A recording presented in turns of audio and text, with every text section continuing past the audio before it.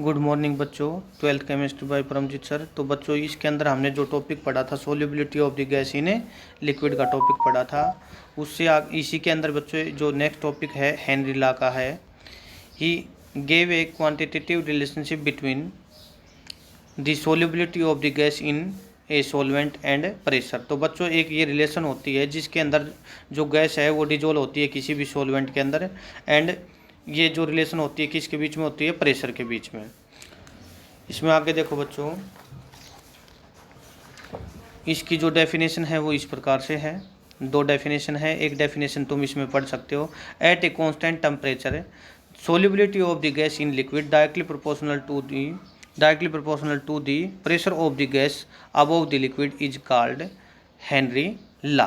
तो देखो बच्चों, किसी भी कांस्टेंट टेम्परेचर के ऊपर गैस की सोल्युबिलिटी है वो डायरेक्टली प्रोपोर्शनल होगी कि जैसे कोई भी अपने पास लिक्विड है, लिक्विड के ऊपर क्या होती है, गैस, और उसके ऊपर हम जितना प्रेशर अप्लाई करेंगे उतनी उसकी क्या होगी, सोल्युबिलिटी होगी, जिसको हम क्या बोलेंगे, हेनरी लॉ बोलेंगे। तो बच्चों तो ये किसके इक्वल हो गया 10, इस हम बता सकते हैं। तो mass of the gas directly proportional to क्या होगी, प्रेशर होगी, क्योंकि मास उतनी डिजोल्व होगी जितना हम क्या करेंगे, लिक्विड के ऊपर जो गैस है उसके ऊपर क्या लगाएंगे, प्रेशर लगाएंगे। तो ये मास डायरेक्टली प्रोपोर्शनल टू किसके होगी, प्रेशर के।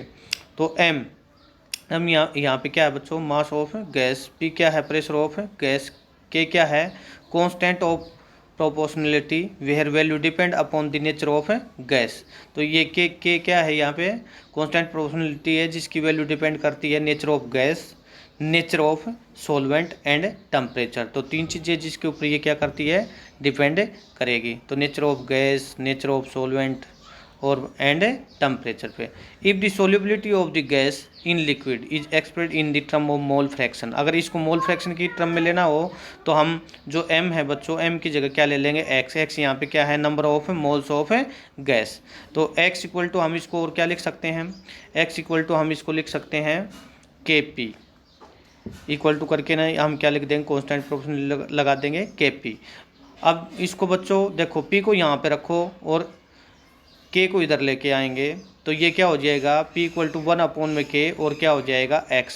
और बच्चों हम यहाँ पे p इक्वल टू क्या लिख सकते हैं, 1 में जो k है इसको हम लिख सकते हैं kh और क्या आ जाएगा x। तो 1 में k इक्वल टू क्या ले लिया हमने, kh ले लिया। तो kh क्या है, यहाँ पे हेनरी लॉ कांस्टेंट है। तो देखो बच्चों इसके बाद इसकी लिमिटेशंस हैं, लिमिटेशंस इसकी देखो। तो जो फर्स्ट लिमिटेशन है, प्रेशर मस्ट बी लो। तो प्रेशर क्या होना चाहिए बच्चों, लो होना चाहिए इसके अंदर। Temperature must not be too low, temperature क्या नहीं होना चाहिए, यानी बहुत ज़्यादा इसके अंदर कम नहीं होना चाहिए, मस्ट बी टू लो यानी कम नहीं होना चाहिए। थर्ड पॉइंट है, गैसेज मस्ट नॉट डिसोशिएट और एसोसिएट, यानी गैसों का बच्चों ना तो डिसोसिएशन होना चाहिए और ना ही एसोसिएशन होना चाहिए। इट मीन्स ना तो इकट्ठी होनी चाहिए और ना ही उनका डिकम्पोज होना चाहिए। इट मीन्स जो गैसेज हैं इसके अंदर हम क्या लेंगे, नॉन रिएक्टिव लेंगे। तो ये बच्चों लिमिटेशन थी किसकी, हेनरी लॉ की। उसके बाद इसके अंदर देखो बच्चों, इसके बाद इसके अंदर आते हैं बच्चों एप्लीकेशंस। तो इसके जो एप्लीकेशन हैं वो देखो। तो इसके अंदर जो एप्लीकेशन है, एप्लीकेशन जो फर्स्ट है वो क्या है, इन दी प्रोडक्शन ऑफ कार्बोनेटेड, ये दे रखे बेवरेजेज। तो देखो बच्चों इसका है ना, हेनरी लॉ का यूज किया जाता है सॉफ्ट ड्रिंक के अंदर, क्योंकि सॉफ्ट ड्रिंक के अंदर बच्चों जो बोतल है वो हाई प्रेशर से भरी जाती है। जैसे सोडा वाटर है, यानी सोडा की जो बोतल होती है वो होती है, बियर की बोतल होती है, जो सॉफ्ट ड्रिंक होता है, तो उसके अंदर हेनरी लॉ का ये एप्लीकेशन यूज किया जाता है क्योंकि हाई प्रेशर से वो बोतलें भरी जाती हैं। ऐसे ही जो सेकंड पॉइंट है इसके अंदर बच्चों देखो, इन दी डीप सी डाइविंग, ये दे रखा है। जो गोताखोर हैं बच्चों वो भी हेनरी लॉ का क्या करते हैं, यूज करते हैं। हेनरी लॉ का यूज करके वो क्या करते हैं, नीचे गोता लगाते हैं। उसके बाद अपने पास इसके अंदर बच्चों जो है थर्ड पॉइंट है इन दी फंक्शन ऑफ लंग्स। तो देखो बच्चों जब हम सांस लेते हैं तो गैस है ना वो हाई प्रेशर से क्या होती है, लंग्स के अंदर जाती है। तो ये इसके अंदर हेनरी लॉ का ही क्या किया जाता है, यूज होता है इसके अंदर भी। तो ये हम बता सकते हैं। जो लास्ट पॉइंट है फॉर दी ये रखे है क्लिम्बर्स और peoples living at a high altitude.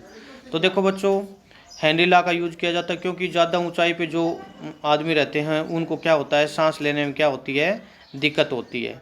तो ये हम बता सकते हैं। तो जो ज़्यादा ऊंचाई पे रहते हैं वहाँ पे जो एटमॉस्फेरिक प्रेशर है वो क्या हो जाता है, जो हाई ऊंचाई के ऊपर है जो पार्शियल प्रेशर है किसका, ऑक्सीजन का, वो बच्चों लेस हो जाता है किससे, ग्राउंड लेवल से। तो ये हमें पता होना चाहिए क्योंकि जितनी ऊंचाई पे हम जाएंगे तो ऑक्सीजन का लेवल है वो क्या होता चला जाएगा, कम होता चला जाएगा।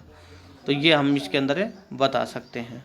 उसके बाद अपने पास बच्चों ये आता है solid solution, solid in solid. तो सॉल्यूशन है बच्चों अपने पास, सॉलिड सॉल्यूशन का है। तो पहला जो है इसके अंदर बच्चों, पहला जो पार्ट है सब्स्टिट्यूशनल सॉलिड सॉल्यूशन। तो सब्स्टिट्यूशनल सॉलिड सॉल्यूशन क्या होता है, in it particle of one substance take the place the particle of the other substance. हम इसके अंदर क्या करते हैं बच्चों, इसके अंदर जो एक सब्सटेंस के पार्टिकल होते हैं उसको रिप्लेस करके ना दूसरे पार्टिकल के सब्सटेंस हम उसके अंदर ऐड कर सकते हैं। तो वो क्या हो जाएगा, सब्स्टिट्यूशनल सॉलिड सॉल्यूशन हो जाएगा। तो पहला जो इसके अंदर एग्जांपल है ब्रास मेटल का है, जैसे जिंक प्लस में कॉपर। तो ये हम बता सकते हैं। जो ब्रास मेटल अपने पास बनता है जिंक और प्लस किससे बनता है, कॉपर से। तो zinc sulphide and cadmium sulphide replace by the, ये दे रखा है Zn2+ इन जिंक सल्फाइड। तो इसके अंदर हम बता सकते हैं बच्चों, जो जिंक सल्फाइड होता है, जिंक सल्फाइड और जो कैडमियम सल्फाइड है, तो कैडमियम सल्फाइड रिप्लेस कर दिया जाता है इसके अंदर Zn2+ इन जिंक सल्फाइड। तो ये हम एग्जांपल बता सकते हैं। उसके बाद अपने पास जो आता है वो इंटरस्टिशियल सॉलिड सॉल्यूशन का आता है बच्चों। In it smaller particle of the one substance take place in the interstitial site of the solvent.